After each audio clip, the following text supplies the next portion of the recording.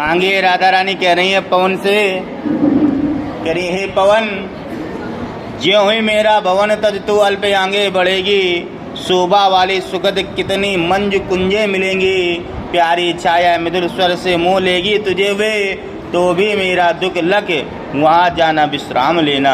कह रही है राधा रानी, कह रही हैं हे पवन, जो ही मेरा भवन तज तू अल्प आगे बढ़ेगी, जैसे ही मेरा भवन यानी मेरा घर तज कर यानी त्याग कर तुम यहाँ से निकल कर अल्प यानी कुछ दूर, अल्प विराम होता है थोड़ी दूर पे ही, जैसे ही तुम बढ़ोगे कि हे पवन, जैसे ही आप मेरा ये ग्रह त्याग कर घर से निकल कर थोड़ा आगे बढ़ोगी, शोभा वाली सुखद, शोभा वाली शोभायमान जो अच्छा लगे ऐसी, सुखद जो सुख को प्रदान करे, शोभा वाली सुखद कितनी मंजू कुंजे मिलेंगी। कुंज का मतलब क्या होता है?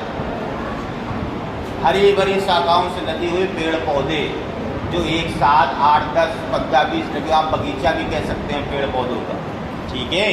कुंज मिलेंगी यानी शोभा वाली सुखद कितनी मंजू कुंजे मिलेंगी, तुमको प्रसन्नता देने वाली, शोभायमान आकर्षित करने वाले बहुत से उपवन मिलेंगे।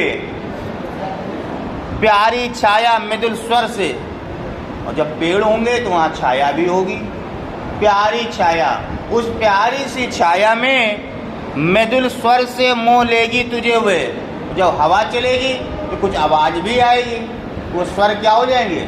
मधुर हो जाएंगे, मीठे हो जाएंगे। क्योंकि जहाँ पर जैसे इस समय जो है वर्तमान समय की स्थिति ये है कि रात में लाइट चली जाती है तो बड़ी समस्या होती है कमरे में, तो छत पे चले जाओ तो बहुत सुंदर सुंदर प्यारी प्यारी हवा चलती है, लेकिन बिना मच्छरदानी के जाना भी नहीं, क्योंकि मच्छर। यहाँ कह रहे हैं प्यारी छाया, वो जो छाया होए वो प्यारी लग रही है, उसके जो आवाज़ है मृदुल स्वर से मोह लेगी तुझे वे अपनी ओर आकर्षित करेंगे तुमको, क्योंकि इतना सुखद छाया और सुखद स्वर से तुम उसकी ओर आकर्षित हो सकती हो। तो क्या कह रही है? तो भी मेरा दुख लख, तो भी मेरा दुख लख, जो मैंने आपको दुख बताया है उसको याद रखे रहना।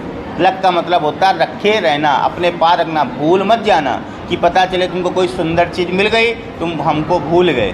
और हवा उसके पवन के लिए वो सुंदर चीज़ है कि उसके ये भी पवन है और वो भी पवन है, तो फ्रेंड सर्कल नहीं हो जाएगा, वो छायादार हो गया। ये कामदार है, तो जहाँ दोस्ती हो गई कहाँ नए व्यक्ति को भूल गए। तो वही ये कह रही है कि तुम वहाँ, तो भी मेरा दुख लग वहाँ जा ना विश्राम लेना, मेरा दुख भूल करके तुम वहाँ पर विश्राम मत करने लगना, वहाँ रुक मत जाना। एक शब्द हुआ सिर्फ ना का यूज, उसका ही पता चल रहा है यहाँ कि क्या कह रही राधा रानी।